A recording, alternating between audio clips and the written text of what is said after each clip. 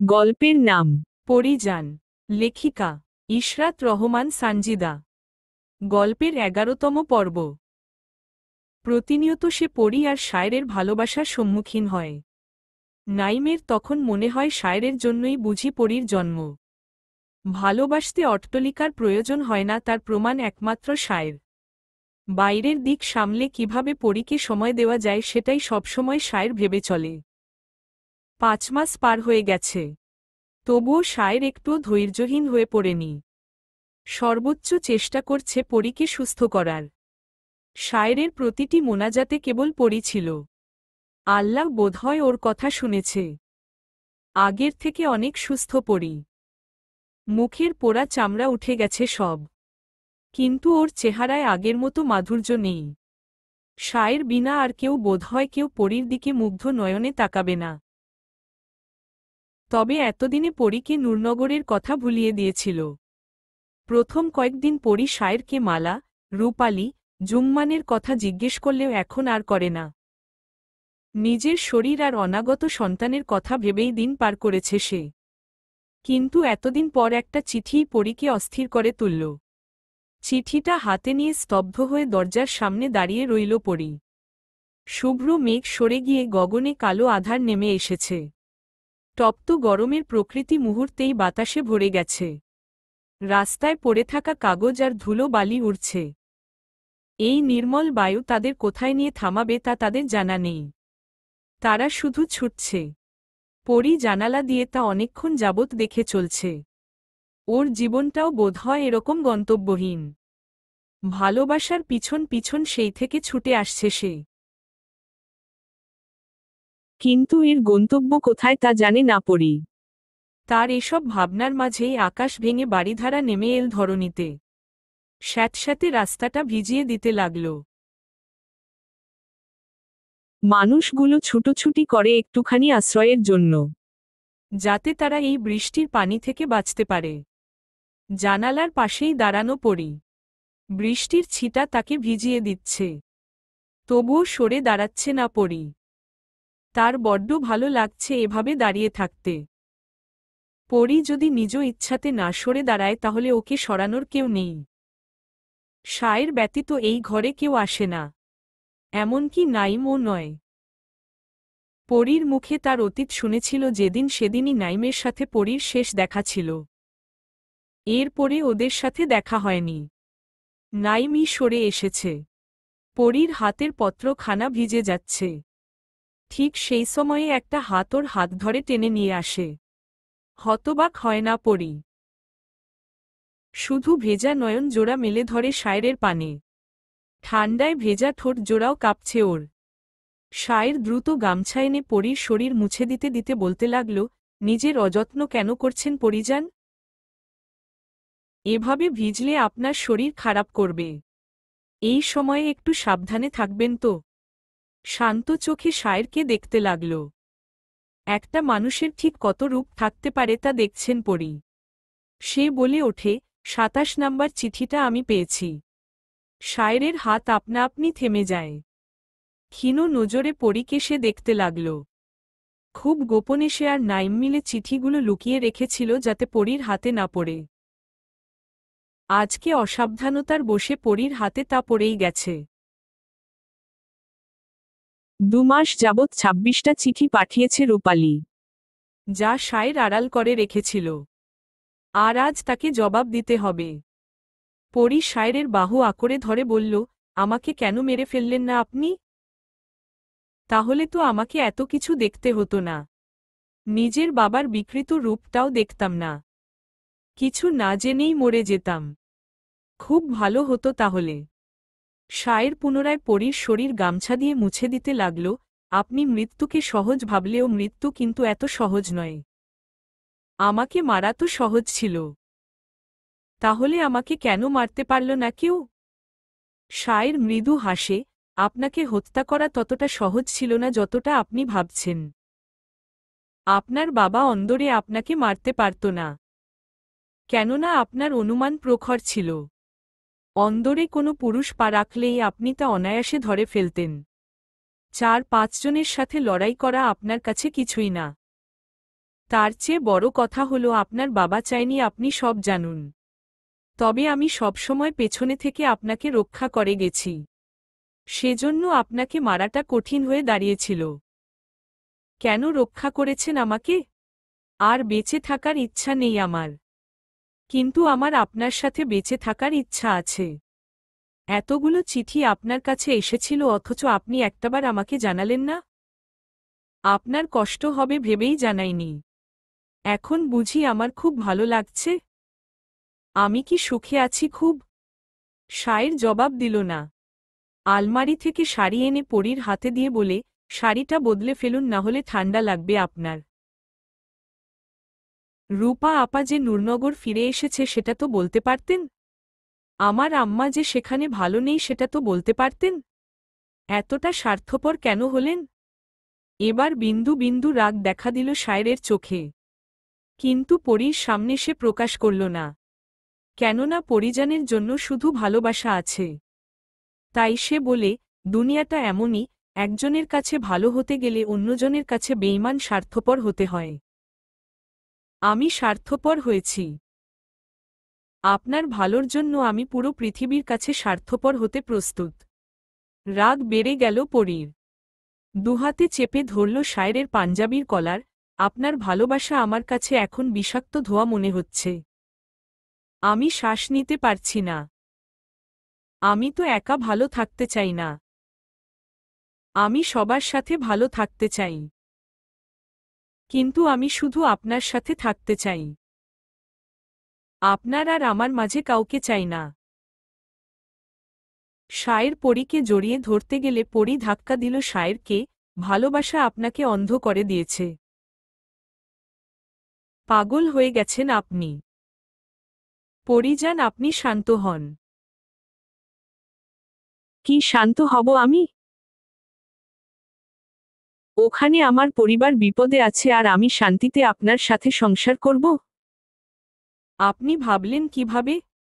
আপনার বাবা ওদের কোনো ক্ষতি করবে না। ওদের ক্ষতি করে আপনার বাবার কোনো লাভ হবে না। আপনি বের হয়ে যান। আমাকে একটু একা থাকতে দিন। পরীকে কিছুক্ষণ নিষ্পলকভাবে দেখে বের হয়ে গেল শায়ের। বের হতেই নাইমদের মুখোমুখি হয় সে। নাইম এতক্ষণ সবই শুনছিল। সে শায়েরকে বলে, চিন্তা করবেন না, সব দ্রুত ঠিক হয়ে যাবে। বিপরীতে কথা বলে না শায়ের। নাইম আবার বলে, পরীর মতো আমারও একটা প্রশ্ন। পরীর বাবা তো ক্ষমতাশীল। এক্ষেত্রে পরীকে হত্যা করা আমার মতে সহজ ছিল। আপনি পরীকে সবসময় রক্ষা করেছেন। কিন্তু বিয়ের আগে? নাইম সম্পূর্ণ কথাটা বলার আগেই বুঝে গেল শায়ের। সে বলে উঠল, আমার পরিজান সে। তার গায়ে কোনো আঘাত পেতে আমি এত সহজে দেব? আপনি হয়তো জানেন পরিজানের ব্যাপারে। তবে জমিদারের পূর্বপুরুষদের নিয়ম ছিল অন্দরে যেন কোনোরকম রক্তারক্তি না হয়। কিন্তু পরীর বাবা সেই নিয়ম ভঙ্গ করে নিজ মেয়েকে হত্যা করতে লোক পাঠায়। কিন্তু তার জানা ছিল না যে পরিজান আর 5টা সাধারণ মেয়ের মতো নয়। লড়াই করার সাহস আর শক্তি দুটোই আছে। প্রতিটা পদে পদে আড়ালে আমি পরিজানের ঢাল হয়েছিলাম। আর এখন প্রকাশ্যে ঢাল হয়ে দাঁড়াব। ভাগ্যের জোরে এতদিন পরীকে বাঁচিয়েছেন আপনি। আর কতদিন বাঁচাতে পারবেন জানি না। তবে আমি আপনার আর পরীর সাথে আছি। আমাদের সাথে থেকে নিজেকে জীবন বিপদে ফেলবেন না। আপনি যতটুকু করেছেন ততটুকুই যথেষ্ট। তাহলে আপনি এখন কি করবেন? নূরনগরের যাবেন কি? না। দেখুন, রূপালী অনেকবার করে বলেছে আপনি যেন একটাবার সেখানে যান। নিজের জন্য ডাকেনি সে। তার ছেলে পিকুলের ভালো একটা ভবিষ্যতের জন্য ডেকেছে। জমিদারের অত্যাচার ওনারা সবাই সহ্য করতে পারবেন, কিন্তু ছোট ছেলেটার তো ভবিষ্যৎ আছে নাকি? দীর্ঘশ্বাস ফেলে শায়ের, আমার সন্তান পৃথিবীর আলো না দেখা পর্যন্ত আমি এক চুলও নড়ব না। আমার কাছে সবার আগে আমার পরিজান। সকালে হতেই ঘুম থেকে উঠে পড়ে শায়ের। গতকাল রাতে সে নাইমের সাথে ঘুমিয়েছে। পরী বারণ করেছে বিধায় আর ওর ঘরে যায়নি। তবে সকাল হতেই পরীর ঘরে উকি দিতে ভোলে না সে। আশ্চর্যের ব্যাপার যে পরী ঘরে নেই। ভয় সায়ের কিংকর্তব্য বিমূঢ়। সে দ্রুত নাইমকে ডেকে তুলল। দুজন মিলে রাস্তায় বেরিয়ে গেল তখনই। অলি গলি খুঁজতে থাকে ওরা। পরী কখন বের হয়েছে, কতক্ষণ ধরে বের হয়েছে তা অজানা। সায়ের এদিক ওদিক দৌড়াতে দৌড়াতে পাগল প্রায়। লোকজনের ভিড় ঠেলে সে সামনে এগিয়ে যাচ্ছে আর এক একজনকে জিজ্ঞেস করছে পরীর ব্যাপারে। নাইম অন্যদিকে খুঁজছে। তবে বেশিক্ষণ খুঁজতে হল না পরীকে। রাস্তার একপাশে বেঞ্চিতে বসে আছে পরী। কোনো টাকা পয়সা নেই ওর কাছে, তাই এখান থেকে বেশি দূর যেতে পারেনি। তাছাড়া পরীর পক্ষে হেঁটে যাওয়া সম্ভব নয়, তাই ক্লান্ত দেহটা আর টেনে নিতে পারল না। ধপ করে বেঞ্চের উপর বসে পড়ল। তার কিছুক্ষণ বাদেই সায়ের হাঁপাতে হাঁপাতে চলে এলো সেখানে। অবাক হল না পরী। সে জানত এমন কিছুই হবে। সায়েরের দিকে না তাকিয়ে নিচের দিকে তাকিয়ে রইল সে। সায়ের পরীর পাশে বসে কিছুক্ষণ জিরিয়ে নিল। অনেক দৌড়েছে সে। পরীর পাশে বসে সে বলে ওঠে, চলুন। বলেই পরীর হাত ধরে সায়ের। কিন্তু পরী হাতটা ছাড়িয়ে নেয়। বলে, আমার বড় বোন মারা যাওয়ার অনেকগুলো বছর পর জানতে পারি তাকে হত্যা করা হয়েছিল। তারপর আমার বিন্দু খুন হল, সাথে সম্পান মাঝিও। কিন্তু তাদের কারো বিচার হল না। আমার রূপা আপার জীবনটাও জাতাকলে পড়ে গেছে। আর আম্মা, ওদের সবার শান্তির নীড় একমাত্র আমি। আর আমার শান্তি আপনি। আপনি কেন বুঝতেছেন না তাহলে? আমি কেন একটু শান্তি চাই? কেমন শান্তি চান আপনি? আপনার শত্রুদের হত্যা করে শান্তি পেতে চান? কিন্তু এখন তা সম্ভব নয়। পরিজান, আমাদের সন্তানের কথা আমাদের চিন্তা করতে হবে। আপনি মা হবেন আর আমি বাবা। এই সুখের জন্য আপনি কম চোখের জল ফেলেননি। আপনার কথা আল্লাহ শুনেছেন। এই সুখকে ফিরিয়ে দেবেন না পরিজান, ফিরে চলুন আমার সাথে। এই পুরুষটির সামনে নিজের কঠোরতা বেশিক্ষণ ধরে রাখতে পারে না পরী। অশ্রুজলে ভাসে কপোলদ্বয়। যে পুরুষ ঠকায় তাদের চোখে অদ্ভুত মায়া আছে যা নারীরা সহজে কাটাতে পারে না। সায়েরের চোখে ঠিক তেমনি মায়া আছে যা পরীর কঠোরতা ভাঙার জন্য যথেষ্ট। কিন্তু সায়ের তো ঠকানোর পরেও পরীকে সমানতালে ভালোবেসেছে। আজকে দ্বিতীয়বারের মতো ওর অনাগত সন্তানের কাছে হেরে গেছে পরী। তাই তো সন্তান ভূমিষ্ঠ হওয়া পর্যন্ত সে সায়েরের সব কথা মেনে নিয়েছে। সব কিছু মেনে সে নাইমের বাসায় থেকেছে। মনের সব কষ্ট চেপে সে হাসিমুখে জন্ম দিল এক ফুটফুটে পুত্র সন্তানের। অবিকল মায়ের মতোই হয়েছে সে। সায়েরের ইচ্ছা অনুযায়ী সন্তান তুলে দিল ওর হাতে। পুত্রের কানে আজান দিল সায়ের। খুশিতে মন প্রাণ জুড়িয়ে গেল তার। পদ্ম পাতার জলের ন্যায় ক্ষণস্থায়ী হল সে খুশি। শোভনের বয়স 4 মাস হওয়ার পরই বুয়ার কাছে শোভনকে রেখে পরী আবারও হারিয়ে গেল অজানায়। বুয়ার কাছে একটা চিঠি দিয়ে গেল। সে যেন চিঠিটা সায়েরকে দেয়। বহুদিন পর নূরনগরে পা রাখে পরী। কিন্তু এখনও আগের মতোই আছে গ্রামটা। কিছুই পরিবর্তন হয়নি। পথে রাস্তার ধারের কদম গাছের দিকে তাকাল সে। সুখান এখনও সেখানেই বসে আছে।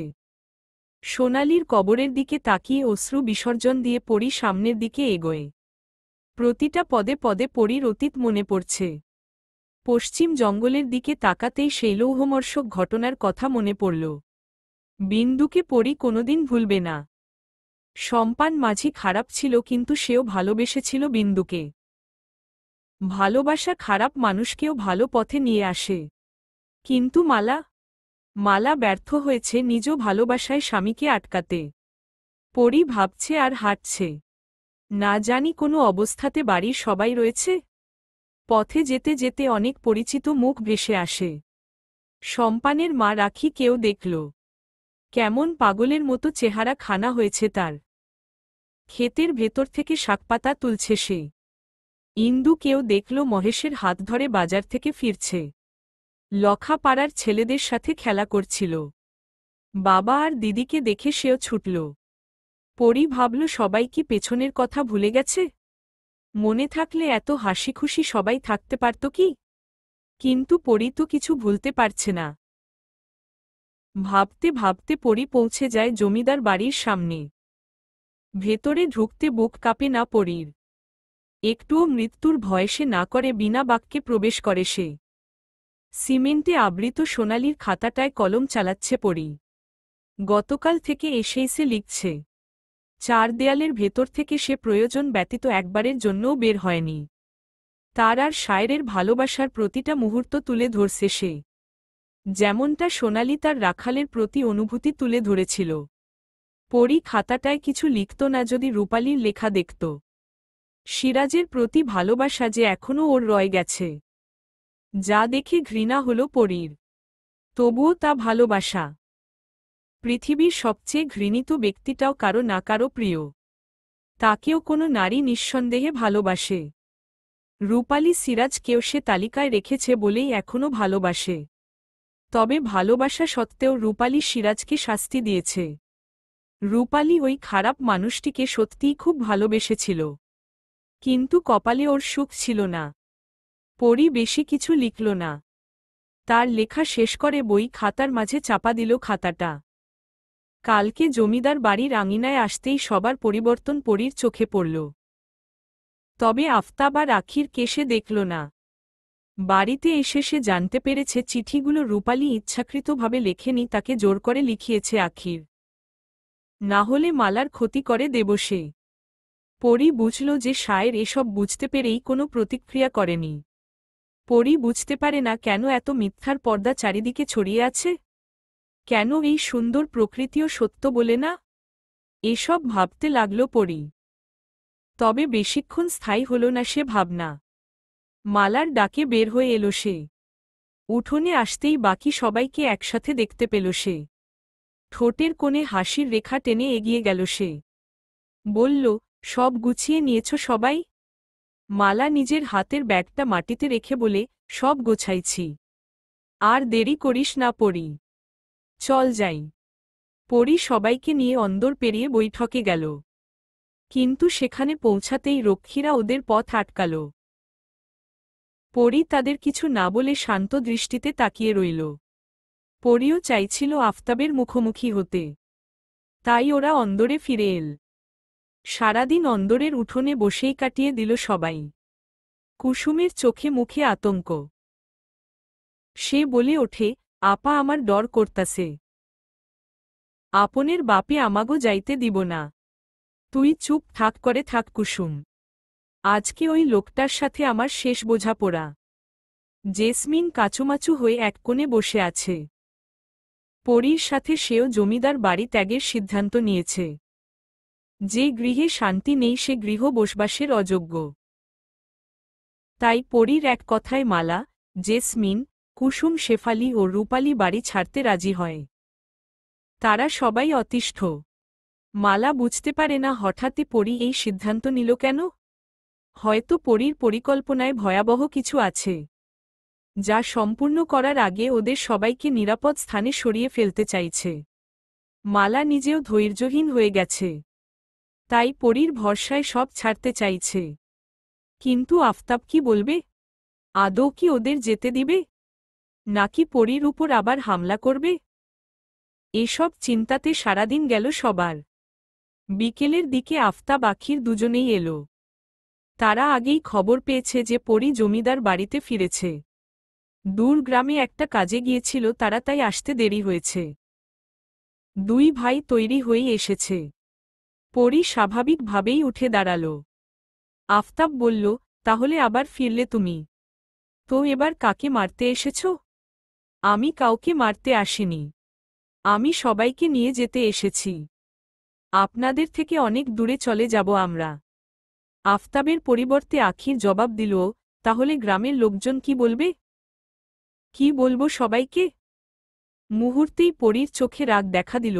আপনি চুপ থাকবেন, না হলে আমার পরিকল্পনা বদলে যেতে পারে। আপনার উপর আমার নজর পড়লে আপনারই বিপদ। অতঃপর আফতাবের দিকে তাকিয়ে বলে, আমি কোনো শত্রুতা করতে আসিনি। একজন পিতা তার কন্যাদের হত্যা করতে চায় তা আমি এই প্রথম আপনাকে দেখলাম। যাই হোক, আমি সবাইকে নিয়ে যেতে এসেছি। আমি চাই আপনি আমাদের যেতে দিন। আর কখনো এই গ্রামে আমরা পা দেব না। ভাই পরীর কথা শুনবেন না। ও এখন সবাইকে সারিয়ে নিচ্ছে যাতে পরে আমাদের উপর আক্রমণ করতে পারে। আমি সব বুঝতে পারছি। পরি, তুই একবার যখন আমাদের জালে এসে পড়েছিস তাহলে তোকে আমরা যেতে দিব না। দিনের বেলা দিবা স্বপ্ন দেখিস না তুই। পরি হেসে গিয়ে বারান্দায় বসল। আফতাব আখির কিছুই বুঝল না পরীর এহেম কাণ্ডে। আফতাব দেখল পরি ব্যতীত সবাই যার যার ঘরে চলে গেছে। এতেও আফতাব অবাক হল, তবে তা আমলে নিল না। সে পরীকে বলে উঠল, তুমি যদি এখানে না আসতে তাহলে তোমাকে খুঁজে বের করতাম। এখন দেখি তুমি সহজেই ধরা দিয়েছ। আফতাবের কথায় পরি চোখ তুলে তাকালো, বলল, আমি কি সত্যিই আপনার মেয়ে? নাকি আপনিও আপনার ভাইয়ের মতো? হুঙ্কার ছাড়ে আফতাব, মুখ সামলে কথা বলো পরি। তোমার ভয় হচ্ছে না? আজ তোমাকে কঠিন মৃত্যু দেব আমি। আপনার ভাইকে তো আমি অকেজো বানিয়েছি, কিন্তু আপনার এই অবস্থা কে করল? আফতাব তেরে এল পরীর দিকে। তখনই একটা নারী কণ্ঠ ভেসে আসে, পরীর গায়ে হাত দিল। তোমার হাত ঠিক থাকব না কইয়া দিলাম। আফতাবের চোখ গেল জেসমিনের দিকে। এতটা উন্মাদ হতে জেসমিনকে সে প্রথম দেখল। কৃষ্ণবর্ণ মুখখানাতে তেজি ভাবটা ফুটে উঠেছে। তার চেয়ে বড় কথা, জেসমিনের হাতে রয়েছে বড় তলোয়ারখানা। শুধু জেসমিন নয়, মালা, রূপালী, কুসুম আর শেফালিও রয়েছে। জেসমিন বলে ওঠে, অনেক তো দাপট দেখাইলেন, এইবার আমরা মায়াগো দাপট দেখেন। বড় আপা আর আমি কম সহ্য করি নাই। আইজ হয় আমাগো যাইতে দেবয়েন, নাইলে আপনার জান আমি নিমু। ভাবছিলাম স্বামী হত্যা মহাপাপ, এখন বুঝতে পারছি আপনের মতো স্বামী হত্যা সবচাইতে বড় পূর্ণ। জেসমিনের এই রূপ সবাইকে অবাক করে দিয়েছে, শুধু পরি হাসছে। আখির আফতাবের কানে ফিসফিস করে বলে, পরিস্থিতি ভালো না ভাই। সবাইকে পরি এসব বুঝিয়েছে। ওদের আজ ছেড়ে দিল, পরে আবার আমাদের উপর হামলা করবে। পুলিশ কেউ বলতে পারে, তাই ওদের এখানেই শেষ করে দেওয়া উচিত। তাহলে গ্রামের লোকদের কি বলবো? সবাই যখন জানতে চাইবে কি বলবো? গ্রামের সবার সাথে তো আমরা পারব না। ওসব পরে ভাবা যাবে। আপনি এক কাজ করুন, এখন সবাইকে বেঁধে ফেলুন। রাতের আধারে সবাইকে বাগান বাড়িতে নিয়ে শেষ করে দিব। আফতাব সব রক্ষীদের ইশারা করতেই তারা প্রথমে পরীর দিকে এগোল। জেসমিন সামনে এসে সবাইকে বারণ করতে লাগল, কিন্তু কেউই তার কথা শুনছে না। শেষে সে তলোয়ার চালিয়ে দেয়। পরীর মতো দক্ষ নয় জেসমিন, তাই তার হাতটা একজন রক্ষী বন্দি করে নিল তার হাত দ্বারা।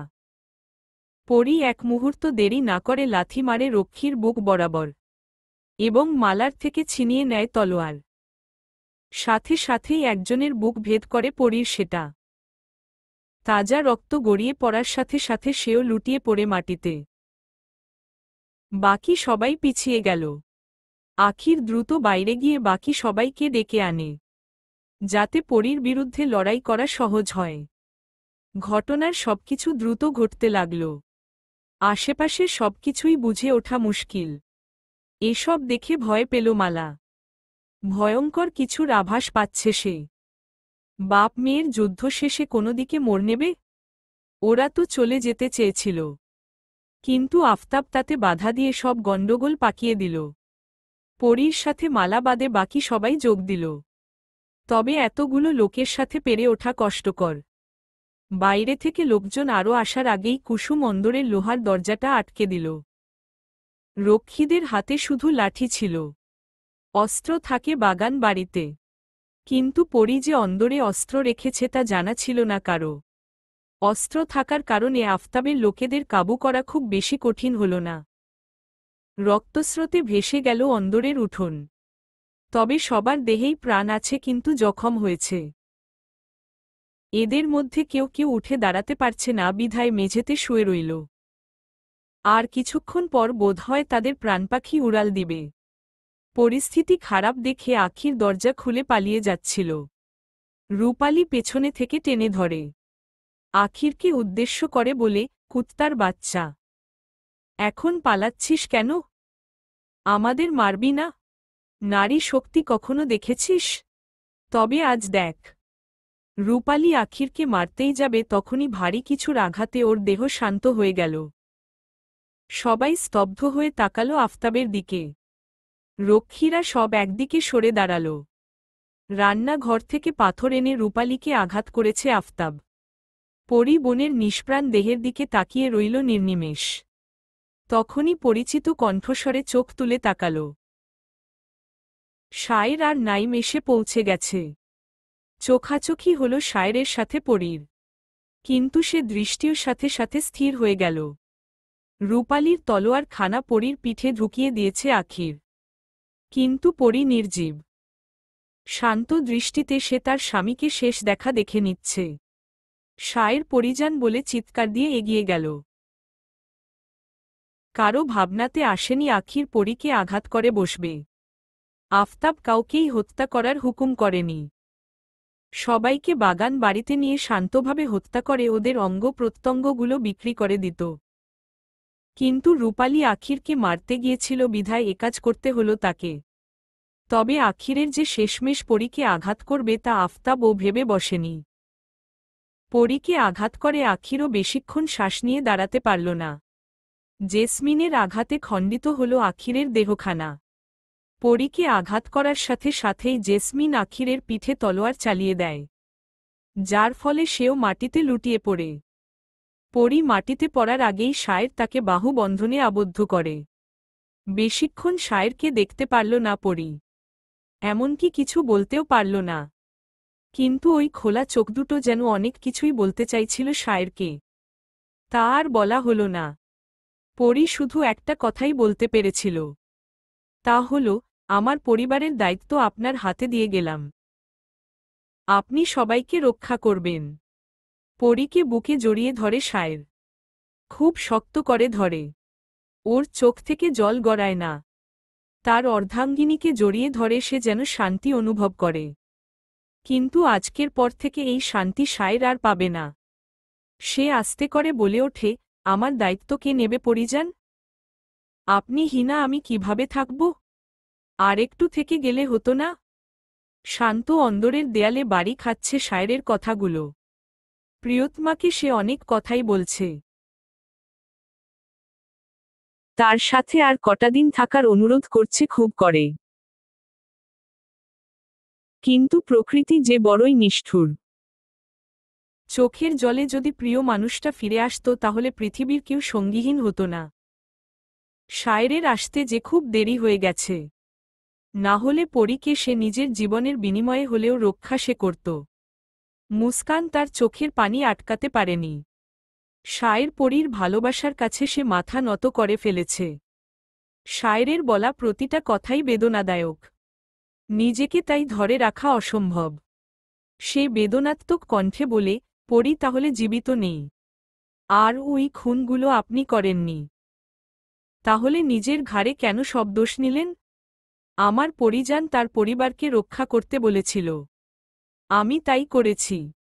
এর বিনিময়ে আমি আমার পরিজানের কাছে চলে যাব। এর থেকে সুখকর আর কি আছে? জমিদার আফতাব তো বেঁচে ছিল। ওনাকে কে মারল? পরিজানকে নিয়ে চলে আসার পর ওনার দুই স্ত্রী তাকে খুন করেছে। ওনারা এখন কোথায়? আর পরীকে নিয়ে আপনি কোথায় গিয়েছিলেন? শায়ের বেশ বিরক্ত হল মুস্কানের কথায়। আপনি অনেক বেশি প্রশ্ন করেন। বিরক্ত লাগলেও আমাকে বলতে হবে। আমি আমার পরিজানকে নিয়ে নবীনগর ফিরে যাই। সেখানেই তাকে কবর দেই এবং ৩ বছর সেখানেই ছিলাম। তারপর পুলিশ আমাকে গ্রেফতার করে নিয়ে আসে। বুঝলাম না আপনার কথা। আপনি যদি ৩ বছর নবীনগর থাকেন তাহলে পরীর মা মালা ও জেসমিন কোথায়? আর জুম্মান পিকুলি বা কোথায়? জানি না ওনারা কোথায়। কিন্তু ওইদিন আমি সবাইকে বলেছিলাম ওনারা যেন দূরে কোথাও চলে যায়। মুস্কান আর শায়েরের সামনে বসে থাকল না। উঠে চলে গেল। নুরুজ্জামান ও এতক্ষণ সব শুনছিল। সে বুঝতে পারে শায়ের নির্দোষ হয়েও নিজের ঘাড়ে সব দোষ কবুল করে নিয়েছে। মুস্কান নুরুজ্জামানের সাথে তার কেবিনে গিয়ে বসল। তারপর রেকর্ডারটা নুরুজ্জামানের কাছে দিল। গোপনে সে শায়েরের সব কথাই রেকর্ড করে ফেলেছে। নুরুজ্জামান সেটা হাতে নিয়ে বলল, এই কেস এবার ঘুরবে। সবার আগে প্রধান আসামিদের গ্রেফতার করতে হবে। আমার মনে হয় আপনার স্বামী মানে ডক্টর নাইম সব জানে। আগে তাকেই প্রশ্ন করতে হবে। বাদল দিনের মতো করে বৃষ্টি ঝরছে শহর জুড়ে। হঠাৎ বৃষ্টিতে এলোমেলো হয়ে গেল মানুষজন। অনাকাঙ্ক্ষিত কোনো কিছুই ভালো না। যেটা এই বৃষ্টি প্রমাণ করে দিচ্ছে। ফল ফলাদির দোকানিরা তাদের জিনিসপত্র ঢাকতে ব্যস্ত। হাসপাতালের সামনেই সারিবদ্ধভাবে ফলের দোকান রয়েছে। কেননা রোগীর জন্য ফলের বিশেষ প্রয়োজন। আত্মীয়রা দেখতে আসলো, ফল নিয়েই আসে। দোকানিরা কুল হারালো বৃষ্টির জন্য। ফলমূল বৃষ্টি থেকে আড়াল করার চেষ্টা করতে লাগলো সবাই। এমনি সময় পুলিশের জিপটা থামল। নুরুজ্জামান বৃষ্টি মাথায় তাড়াহুড়ো করে হাসপাতালের ভেতরে চলে গেল। ওনার সাথে মুস্কানও এসেছে। নাইম তার চেম্বারে বসে রোগী দেখছে। এ সময়ে পুলিশ দেখে সবাই স্বাভাবিকভাবেই নিল। কারণ দেশে খুন খারাপি অহরহ ঘটছে। হাসপাতালে পুলিশের আসাটা স্বাভাবিক। নাইমের ডাক এলো, তাকে নুরুজ্জামান জরুরি তলব করেছেন। তবে এতে তার ভাবান্তর নেই। সামনের রোগীকে প্রেসক্রিপশন লিখে বিদায় করে দিয়ে নুরুজ্জামানকে ভেতরে ডাকে।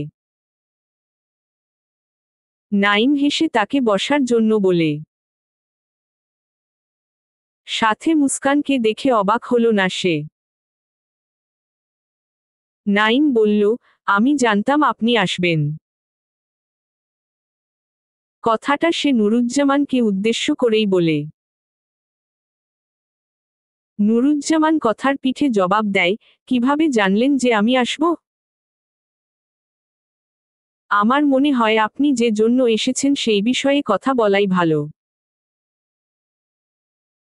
নুরুজ্জামান ঝেড়ে কাশলেন, সেহরান শায়ের, যার ফাঁসি আগামীকাল রাত 11:45 হওয়ার কথা ছিল। কিন্তু আজ জানতে পারলাম যে খুনগুলোর দায় তাকে ফাঁসি দেওয়া হচ্ছে, সেই খুনগুলো সে করেনি।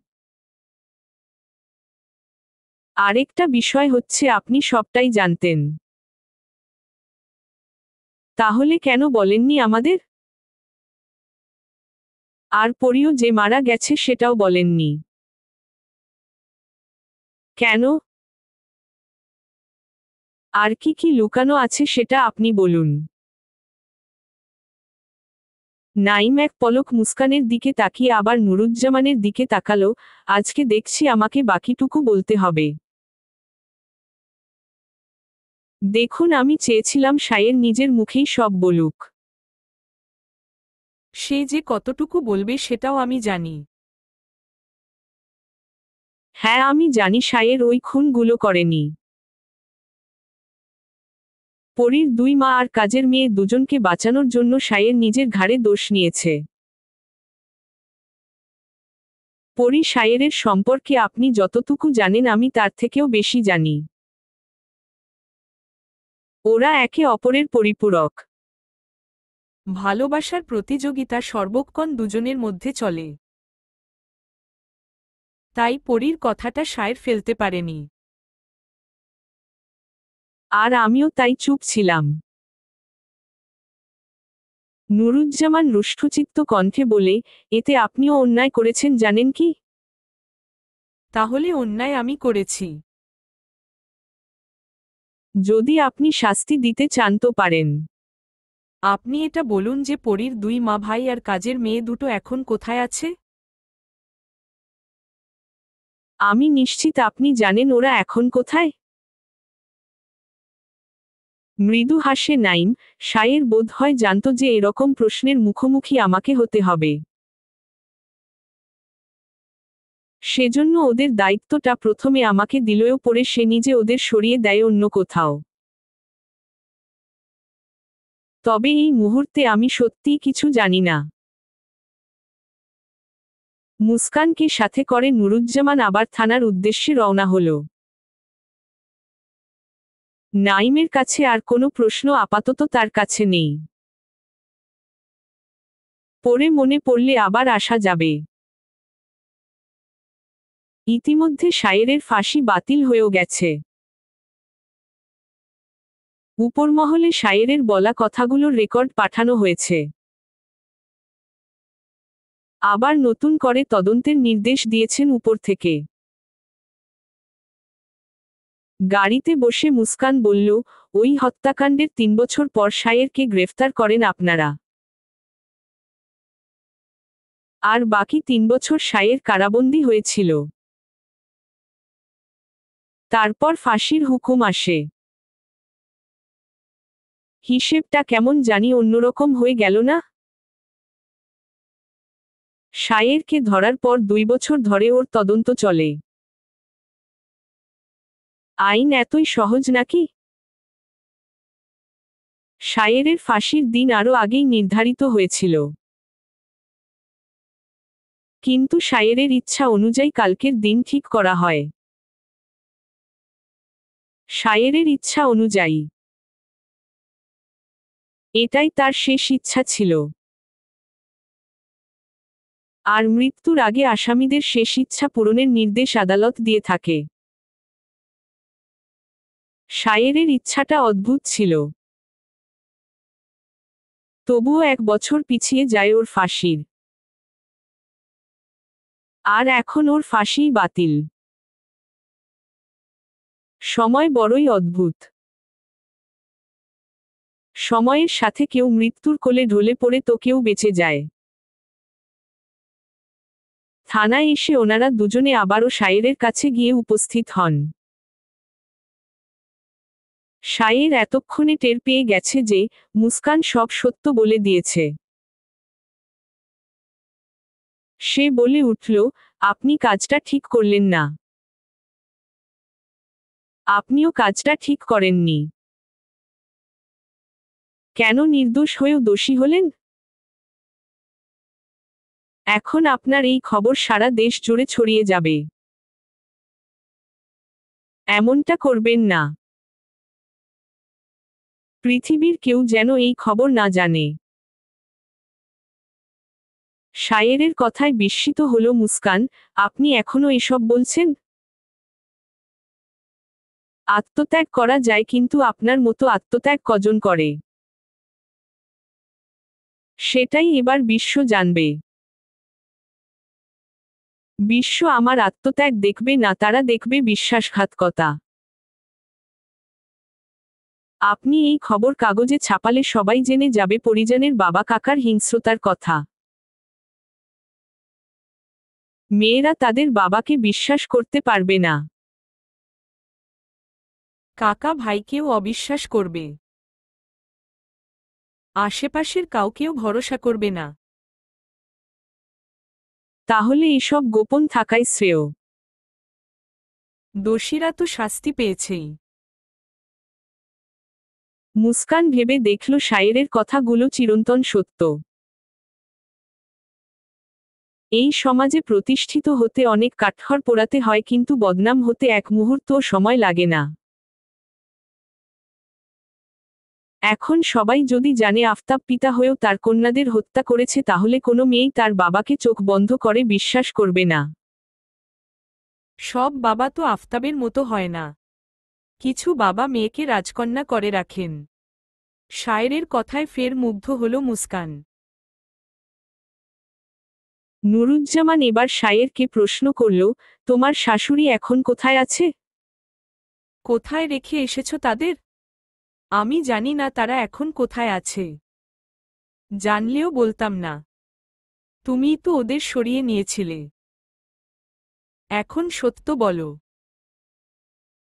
3 বছর ধরে আমি জেলে বন্দী। আমি কিভাবে জানব তারা কোথায় আছে?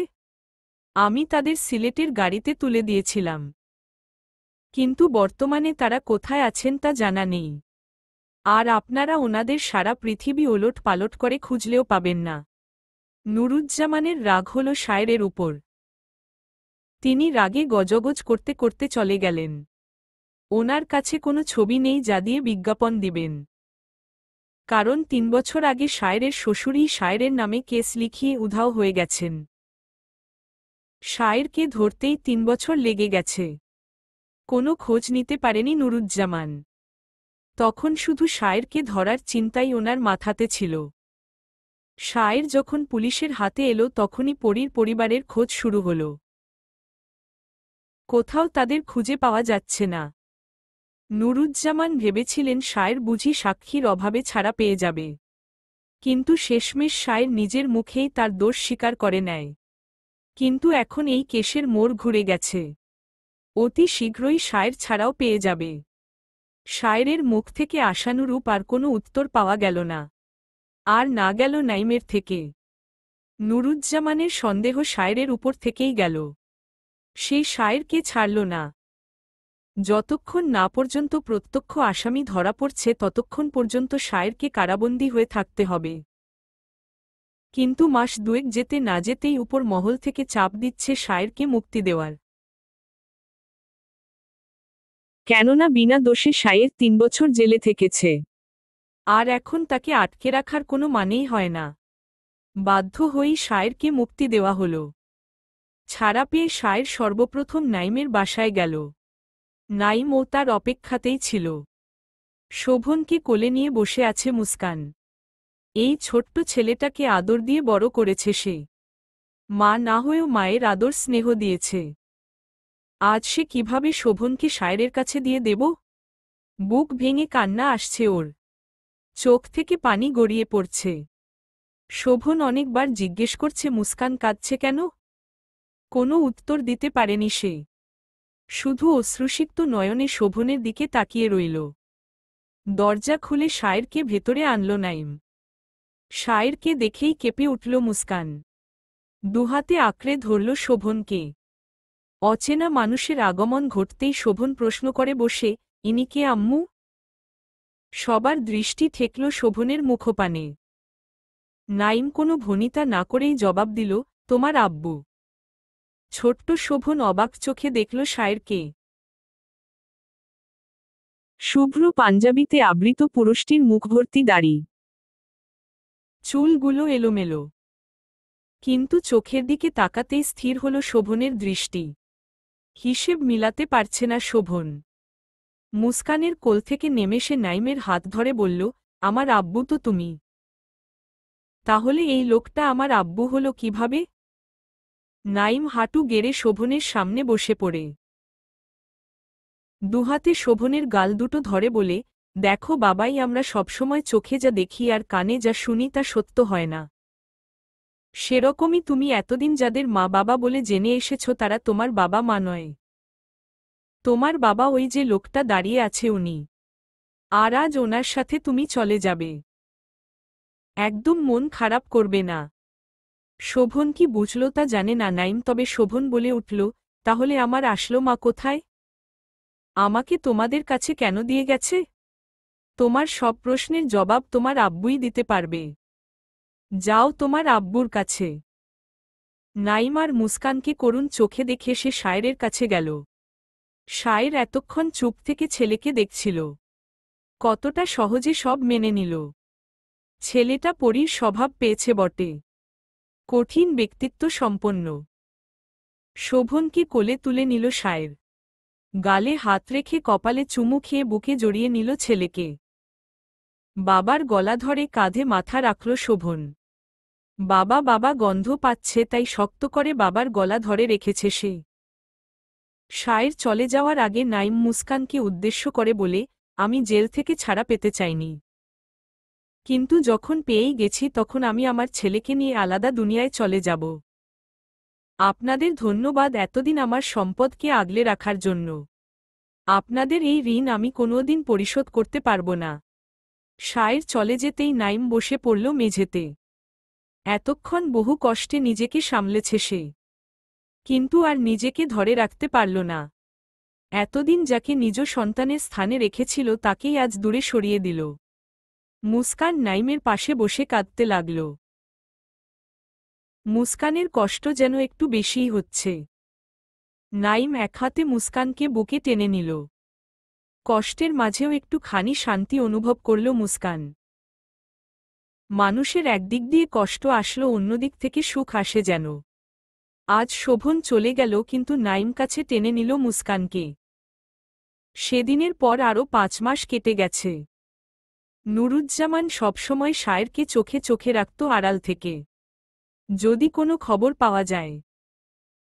কিন্তু না, কোনো খবর পাওয়া গেল না। শায়ের ছেলেকে নিয়ে দিব্যি দিন কাটাচ্ছে।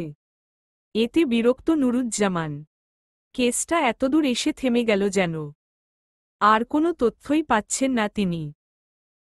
শুধুমাত্র একটা খবর তিনি পেয়েছেন শুধু। সেটা হলো জুম্মান ওর বাবার সমস্ত সম্পত্তি বিক্রি করে দিয়ে দেশ ছেড়ে চলে গেছে। তাও বছর খানেক আগে। আর কিছুই জানা যায়নি। তাই এই কেস আপাতত বন্ধ।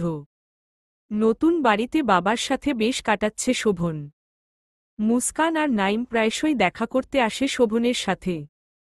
এভাবেই ওদের দিন কাটছে। একদিন সকালবেলা হলুদ খামের চিঠি হাতে শায়েরের কাছে গেল শোভন। চিঠিটা শায়েরের দিকে এগিয়ে দিল শোভন। ছেলের মাথায় হাত বুলিয়ে দিয়ে চিঠিটা খুলল সে। 7 বছরের অপেক্ষা শেষ হতে চলছে। আপনার শাস্তির মেয়াদ শেষ। বাগানে অসংখ্য ফুল ফুটে আছে, কিন্তু মালির অভাবে তা খুব তাড়াতাড়ি ঝরে পড়তে চলছে। ভ্রমরগুলো অভিমান করে ফিরে যাচ্ছে। সৌন্দর্য শূন্য হতে চলছে মন বাগান। শূন্যতা খুব শীঘ্রই পূর্ণতা পেতে চাইছে। এই দূরত্ব কি ঘুচবে না? চিঠিটা পড়ে মৃদু হাসে শায়ের। বাবার হাসি দেখে শোভন জিজ্ঞেস করে, কার চিঠি ছিল আব্বু? শোভনকে কাছে টেনে নিল শায়ের। বুকে জড়িয়ে ধরে শুধালো, নতুন দিনের সূচনা হতে চলছে আমার রাজকুমার। আমাদের গন্তব্য এখনো শেষ হয়নি। নতুন সফরের জন্য তৈরি হও। এলোকেশী রাখি শাক তুলতে রাস্তার ধারে এসেছে।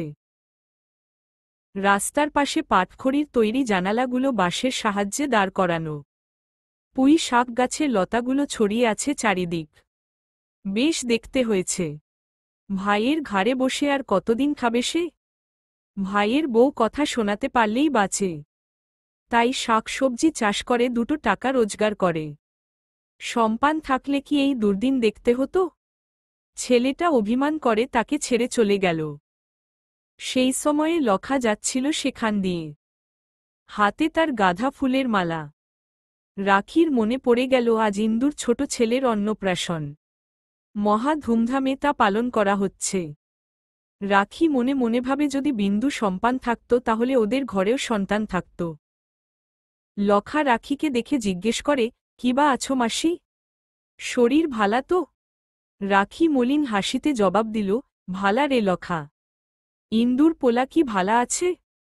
ভালাই আছে। তুমি একটু পড়ে যাইও কিন্তু। আমার খাড়ানের সময় নাই। লখা দ্রুত পায়ে প্রস্থান করে। লখার চলে যাওয়ার পরপরই চুল দাড়ি ভর্তি একটা পাগলের আবির্ভাব হল। চুল দাড়ি এতই ঘন যে তাকে চেনার উপায় নেই। চেহারার ও বিচ্ছিরি অবস্থা। গ্রামের কিছু ছেলে মেয়ে পাগলটাকে উত্ত্যক্ত করছে আর তার পিছু পিছু আসছে। রাখি আবার মুখ ফেরাল। এই পাগলটাকে দেখে ঘৃণা হচ্ছে তার। কি নোংরা! সুখানের পর আরও 2জন পাগল নূরনগরে দেখা গিয়েছে। তারা কোথা থেকে এসেছে, নাম কি তা কেউই জানে না। চেহারা দেখে কিছু বোঝার উপায়ও নেই। এতে গ্রামের কোনো ব্যক্তি মাথা ঘামায় না। পাগলের আবার কিসের পরিচয়? রাখি শাক তুলে নিয়ে চলে গেল। পিছন ফিরে ছেলে মেয়েগুলোকে হাসি ঠাট্টা করতে দেখে হাসল সে। আস্তে করে বলে উঠল, যেমন কর্ম তেমন ফল। যে রাজ্য চায় সে হয় ভিখারি। চোখের জল মুছে রাখি নিজ গন্তব্যে চলে গেল। শোভন আজকেও একটা হলুদ খামের চিঠি পেল। পিয়ন চিঠিটা দিতেই ওলট পালট করে দেখল সে। চিঠিটা কোথা থেকে এসেছে তা দেখতে চাইল, কিন্তু প্রেরকের কোনো ঠিকানা নেই। বিরক্ত হল শোভন। নাকের ডগা ক্রমশ লাল হতে লাগল তার। সামনের দোকানে চিনি কিনতে গিয়েছিল সে। সায়ের বারণ করা সত্ত্বেও সে চিনি কিনে বাসায় ফিরছিল। বাসার গেইটের সামনে এসে দাঁড়াতেই পিয়ন চিঠিটা ধরিয়ে দিয়ে গেল। শোভন ধীর পায়ে ঘরে ঢুকতেই চেয়ারে বসা নুরুজ্জামানের দিকে চোখ গেল ওর। শায়েরের সাথে হাত নাড়িয়ে কথা বলছেন তিনি। চিঠিটা মুড়িয়ে মুঠোবন্দি করে নিল সে। যথাস্থানে চিনি রেখে শায়েরের সামনে গিয়ে দাঁড়াল সে। নুরুজ্জামান এতক্ষণে শোভনকে খেয়াল করে। শোভন পকেট থেকে চিঠিটা বের করে শায়েরের দিকে তুলে ধরে বলে, আব্বু তোমার চিঠি এসেছে। শায়ের থমকাল। নুরুজ্জামানের সামনেই দিতে হল চিঠিটা। বিন্দু বিন্দু ঘাম দেখা দিল শায়েরের কপালে। ছো মেরে চিঠিটা নুরুজ্জামান কেড়ে নিলেন। খাম খুলে চিঠি বের করে পড়তে লাগলেন। তবে লেখাগুলো পড়ে তার ভাবভঙ্গি পরিবর্তন হয়ে গেল।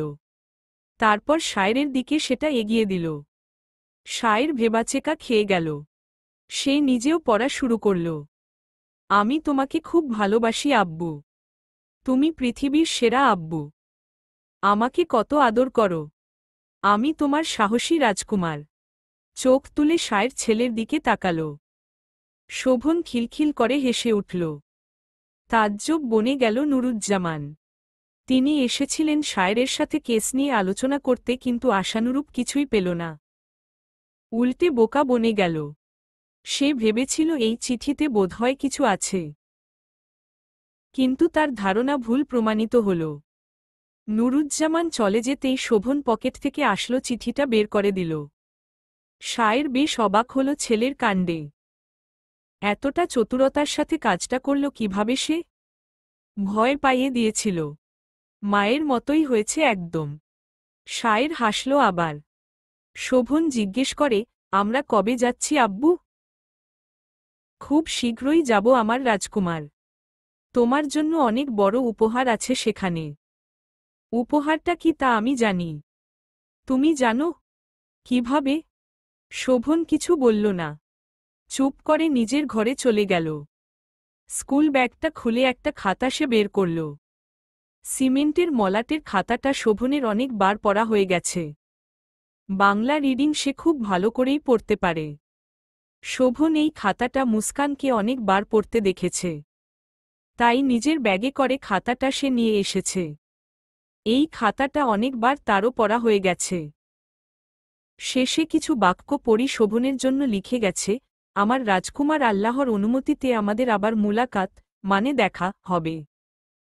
সেই লেখাটায় হাত বুলিয়ে খাতাটা বুকে চেপে ধরল। মুখে হাসি ফুটিয়ে বলে উঠল, আল্লাহ অনুমতি দিয়ে দিয়েছেন আম্মিজান। দরজার আড়ালে দাঁড়িয়ে শায়ের ছেলের কথা শোনে। এতটা বুদ্ধিমত্তার অধিকারী এই ছেলে, যা শায়েরকে প্রতি পদে পদে বিস্মিত করে দিচ্ছে। নুরুজ্জামানকে যেভাবে ঘোল খাওয়াল, ভাবতেই হাসি পেল ওর। মুস্কানকে তাড়া দিচ্ছে নাইম। তৈরি হতে সময় লাগছে বলে মৃদু ধমকাচ্ছে। আপাতত নাইমের কথায় পাত্তা দিচ্ছে না মুস্কান। সবুজ রঙের শাড়িটি পরিপাটি করে পরে তারপর বের হল সে। আজকে দুজনেই কাজ থেকে ছুটি নিয়েছে। কিন্তু মুস্কান জানে না নাইম তাকে এখন কোথায় নিয়ে যাবে। অনেকবার জিজ্ঞেস করেও কোনো উত্তর মেলেনি স্বামীর কাছ থেকে। তাই হতাশ হয়ে নাইমের পিছু ধরে সে। মুস্কানের একটা হাত চেপে ধরে নাইম। এতে মৃদু হাসি ফুটল মুস্কানের ওষ্ঠা ধরে। নাইম রিকশা ডেকে তাতে উঠে পড়ে। মুস্কানের এতদিনে মনে হচ্ছে ওরা স্বামী স্ত্রী। এতগুলো বছর শোভন ছাড়া নাইম কিছুই বোঝেনি, কিন্তু আজ নাইম মুস্কানের এত কাছে এসেছে। ভালোই লাগছে মুস্কানের। এতদিনে অন্তত স্বামী স্ত্রীর সম্পর্কটা গাঢ় হয়েছে। রিকশা থেকে নেমে ট্যাক্সি নিল ওরা। নাইম এখনো মুখ খোলেনি। ঢাকা ক্যান্টনমেন্ট স্টেশনে ট্যাক্সি থামে। মুস্কান অবাক হয়ে চারিদিক দেখে। সাংবাদিক হওয়ার দরুন দেশের সব জায়গাতেই সে গিয়েছে। এই স্টেশন থেকে ঢাকা টু কলকাতার ট্রেন ছাড়ে, মানে ভারত যাওয়ার ট্রেন। মুস্কান অবাক হল এই ভেবে যে নাইম এখানে কেন আসল। মুস্কানকে সাথে নিয়ে আসার কারণ কি? নাইমের তো কোনো আত্মীয় ভারত থাকে না, তাহলে এখানে আসার কারণটা কি? এসব ভাবতে ভাবতেই হাতে টান পড়ল। নাইম ওর হাত ধরে স্টেশনের ভেতর নিয়ে গেল। মুস্কান ও পা চালায় নাইমের পিছু পিছু। কিছুদূর গিয়ে শায়েরকে দেখেই থমকে যায় সে। সাদা রঙের পাঞ্জাবি পরে দাঁড়িয়ে আছে শায়ের। হাতা কনুই পর্যন্ত গোছানো, চোখে সুরমা দেওয়া, ঠোঁটে সুন্দর হাসি। পরীর বলা মালির সৌন্দর্য চোখের সামনে দেখছে সে। পরীর বর্ণনা হুবহু মিলে গেছে। তবে মুস্কান আরও অবাক হল শোভনকে দেখে। অবিকল বাবার বেশ ধারণ করেছে সে। টানা টানা চোখে সুরমা পড়েছে বাবার মতো। সাদা পাঞ্জাবি গায়ে জড়ানো। মুস্কানকে চোখে পড়তেই শোভন দৌড়ে গিয়ে ওর কোলে উঠে পড়ল। মুস্কান শোভনকে বুকে জড়িয়ে ধরে নাইমের দিকে তাকাল সে। নাইম বুঝল এবার তার চুপ থাকলে চলবে না, শায়ের শোভনকে নিয়ে কলকাতা চলে যাচ্ছে। ওখানেই থাকবে ওরা। বিস্ময়বিমূঢ় মুস্কান। তাহলে তো আর ওর দেখা হবে না শোভনের সাথে। ওর চোখের পানি আটকাতে পারেনি শায়ের আর শোভনকে। ট্রেন ছাড়ার সময় আসতেই নিজ কামরায় গিয়ে বসে ওরা। শোভন জানালা দিয়ে উকি দিয়ে শেষবারের মতো নাইম মুস্কানকে বিদায় জানায়। অতঃপর শায়েরকে বলে, কিছু পেতে হলে কিছু ত্যাগ করতে হয়, তাই না আব্বু? ছেলের কথায় মুচকি হাসল শায়ের। অবশ্যই। সবকিছু একসাথে পাওয়া অসম্ভব। দুনিয়াকে তুমি যা দেব দুনিয়াও তোমাকে তাই দেব। তুমি দুনিয়াকে কি দিয়েছিল আব্বু, যার জন্য এতদিন কষ্টে ছিলে? দীর্ঘশ্বাস ফেলে শায়ের জবাব দিল, কিছু সময় আমি দুনিয়াকে কষ্ট দিয়েছিলাম, তাই আমিও কষ্ট পেয়েছি। তবে আমি ভালোবাসাও দিয়েছি, তাই তো এখন বাকি জীবনে দুনিয়াও আমাকে ভালোবাসা দেব। কিন্তু আমি সবসময় এই দুনিয়াকে ভালোবাসা দেব। ছেলের কথায় হাসল শায়ের। লম্বা ভ্রমণ শেষে ট্রেনটি ভারত পৌঁছাল। তবে কলকাতা স্টেশনে নামল না শায়ের। আবার নতুন গন্তব্য ধরল ট্রেনটি। এবার গিয়ে থামল জলপাইগুড়ি স্টেশনে। ব্যাগ থেকে গরম কাপড় বের করে দুজনেই পরে নিল। শীত শীত ভাবটা আরও এগোলে আস্তে আস্তে তীব্র হবে। যদিও এখন অনেক কম শীত করছে। স্টেশন থেকে নেমে দার্জিলিংয়ের বাস ধরে শায়ের। নিউ জলপাইগুড়ি গুড়ি থেকে দার্জিলিংয়ের কার্শিয়াং শহর 53 কিলোমিটার দূরের পথ। মধ্যপ্রহরের শেষের দিকে কার্শিয়াংয়ের বাসে ওঠে ওরা। বাকি রাতটুকু বাসেই কাটে বাবা ছেলের। পাহাড়ি রাস্তা, তার উপর প্রচণ্ড শীত। ছেলেকে বুকে জড়িয়ে ধরেছে শায়ের। গরম কাপড় পরা সত্ত্বেও উষ্ণতা দিতে চাইছে সে। শোভন পরম নিশ্চিন্তে ঘুমাচ্ছে বাবার বুকে। গন্তব্যে পৌঁছেও শোভনের ঘুম ভাঙল না। তখন ফজরের আজান পড়েছে। ছেলেকে কোলে তুলে নিয়ে আরেক হাতে ব্যাগ ধরে বাস থেকে নেমে পড়ল সে। গাড়ি নিয়ে হাজির হল ছোট্ট একটা বাড়ির সামনে। ততক্ষণে শোভনের ঘুম ভেঙে গেছে। দরজায় টোকা দিতেই একটা যুবক এসে দরজা খুলে দিল। শোভনের কাছে সম্পূর্ণ অচেনা সেই যুবকের চেহারা। তবে যুবকটা যেন শায়েরকে চেনে, কারণ শায়ের হাসছে সামনের যুবককে দেখে। কিছু বুঝে ওঠার আগেই অচেনা পুরুষটি কোলে তুলে নিল শোভনকে।